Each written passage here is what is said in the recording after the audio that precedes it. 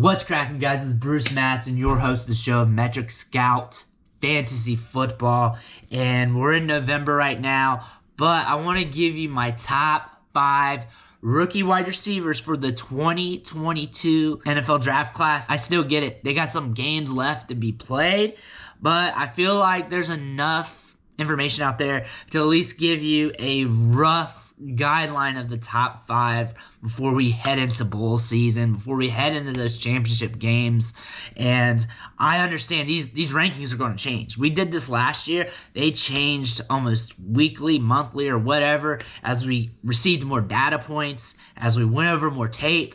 However, there's people watching these videos and they want to learn about these wide receiver prospects. So just take this as a guideline of these wide receivers and how they could be projected going forward. But the first wide receiver I've ranked number 1 in my wide receiver rookie ranks right now. I don't see much change in his projection, and that's Treylon Burks. The dude's 6'3", around 225 to 230 pounds. And this guy may be running in the 4.4s when it comes to that 40-yard dash. Even if he hits the 4.5s, the low 4.5 range, he's still kicking it at that size. He broke out at age 19 with a 20.52 market share of Arkansas's passing production. Currently has a 41.15% market share of their offensive production. He's been going off. He had a huge game against Alabama, and that was pretty much the kicker. That pretty much sealed the deal for him to be a stud wide receiver in this year's class, because that was a hella performance. He excels after the catch for a big guy. He can also body dudes at the catch point. I'm really excited to evaluate him going further this offseason. On the season, he's one of the top wide receivers who's received a large amount of targets with a 3.57 yards per route run. He has 607 yards after the catch, and he has 155.3 QB rating when he's targeted. So he's been hella efficient. He's big. He's a size-adjusted athlete, and he's projected to be going in the first round of this year's draft. And what I like about him compared to the other wide receivers is he gives you something different compared to the wide receivers of years past. We got a size-adjusted speed athlete who can burn defenses with their speed at 230 pounds. He's 6'3". He's got the length, and we've seen him be productive throughout his career. Also, we've seen his production increase throughout his career. So he gives you something different. We haven't had many big guys who can move downfield. We got that with Treylon Burks.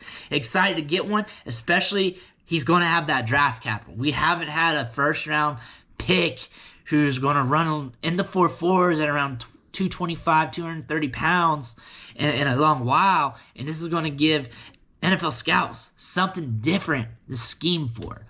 My second wide receiver, and I could see him moving down, maybe even up, is Garrett Wilson from Ohio State. He's been a very good wide receiver for the Buckeyes, and I like him a lot. Actually, between him and Burks, I was thinking a lot between the two, but this wide receiver class is kind of deep at the top, too, so there's some fluidity here, but I do love Garrett Wilson. I've loved him ever since he stepped foot at Ohio State. I like his ball skills. He can climb the ladder and make those tough catches. He also is very sneaky with that route running. When we do those film studies later on this year, you're going to see that. I'll make sure I'll capture some of those plays, but this dude broke out at age 20 with a 34.43% market share of Ohio State's passing production. The breakout age is kind of late, but you also got to understand he's from Ohio State. Those wide receivers, when it comes to their breakout ages, their market share standpoints, are a little diluted. Also, right now, he currently has a 24.1% market share of Ohio State's passing production. Jackson Smith, the Jigba's emergence, and also sharing the field with Chris Olave has reduced that a little bit. But he's averaging 6 yards after the catch per reception and averaging 3 yards per route run, and is also getting a 141.7 QB rating when targeted. He's highly efficient, and that's mainly because he's a very good route runner and he has the ball skills to get it done when the ball's in the air. My third wide receiver I want to talk about today, and he was going ham this year before the injury. Before he got hurt, I think it was against Arizona State. He had 5 straight games with 100 yards or more for the injury. A big performance against Notre Dame, and that's Drake London. And I like Drake London. He's a 20-year-old wide receiver right now, so he's one of the younger top wide receivers in this class. He broke out at age 19 last year. 26.2% market share. Currently has a market share of 32.7%. That is with the missed time factored in, so it's even higher than that if you want to take that out. 5.2 yards after the catch per reception, 3.52 yards per route run, so he's very efficient. What I like about him, he profiles kind of like a Mike Evans type of wide receiver. He can get downfield and make those jump balls happen. He's very solid at contested catches. He boxes out dudes, and really I could see him being a riser this draft season. Once we get more removed from that ankle injury, he's going to be fine. The ankle injury is not an issue. He's going to get good draft capital. He's not even old enough to drink. We know he's going to be able to heal up from that. I think Drake London, he was a big riser throughout the season. Things have been quiet right now, but I imagine his stock portfolio is going to increase once we get into January, February, March, headed towards the draft. My 4th wide receiver in my ranks right now is David Bell. And honestly, I wouldn't be upset if anyone had him at number 1. I'm kind of feeling like he should be at number 1, but right now I got him at 4, and there's a good chance he could be moved up. There's no way he's coming out of the top 5. There's no way he's coming out of that. He had a breakout age at 18. That's with him sharing the field with Rondale Moore. 27.83% market share during that breakout age, and has continually produced throughout his career. 31.47% market share produced passing production right now. He's averaging 2.7 yards per route run, 5.8 yards after the catch per reception. He's only 20 years old right now. One of the younger top tier wide receivers in this class. 3 solid seasons of production.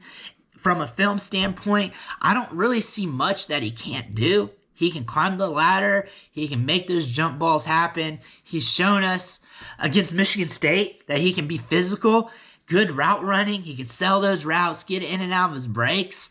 I can't wait to see what he does at the combine. I'm excited to see his future draft capital. I want to see if he hits the first round or if he falls a little bit. But I think once NFL scouts, once big media starts looking through this class, they take a look at David Bell, and they're going to want to keep mocking him in that first round. We've seen some mocks with him in the first round, and that's because he's been very good from beginning to end of his collegiate career. If anything, I would not be surprised if he becomes the best wide receiver from this class. Hands down, if I had to bet on one player not to bust and one player to hit it big, I'd put those chips on David Bell, which means he probably should be wide receiver 1. But the upside with Treylon Burks is hard to not chase due to that size-adjusted athleticism. David Bell right now is my wide receiver 4. Look for him to only move up going forward. My wide receiver 5, this guy is probably not on many people's lists this high. I saw a mock draft the other day for rookie drafts. He's fallen to the mid-second round. I think that's too cheap for that price point. I think his value is going to increase, especially if he comes out for the draft, and that's George Pickens from Georgia. And I get it. Chris Olave is still there. We got Wan'Dale Robinson. We got other guys there that I could have selected. But strictly upside, especially when you're 5 wide receivers deep here, upside's what I'm going to be chasing. He had a breakout age at age 18 at Georgia.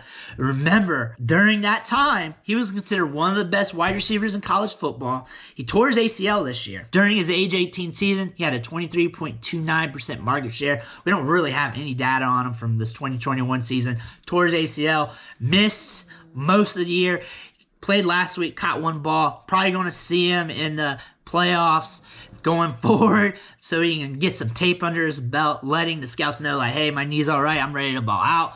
But his 2020 stats, his efficiency stats were pretty good. 5.3 yards after the catch per reception, 2.25 yards per route round. And this is in a Georgia offense. That's not a prolific passing offense, so they're not likely to push it downfield, so that's a good yards per route run for him, and had a 112.2 QB rating when targeted. Again, this is a good size-adjusted athlete who can make big plays. And when you watch him on the field, when you look at him from 2020 and 2019, he looks the part. He's a long strider. He looks like he could be an alpha at the next level. Even looking at him in warm-ups from the last couple of weeks, you can tell that he's a different type of animal compared to the other wide receivers on the field, the other players on the field. You can tell there's something special there. Can it come back? Will it be back? I'm guessing so, and I'm guessing I'm willing to bet on that, especially when the upside is nuclear. And I'm going to chase that nuclear upside once we get this deep into the rankings. But that's my top 5 for right now. Expect changes going forward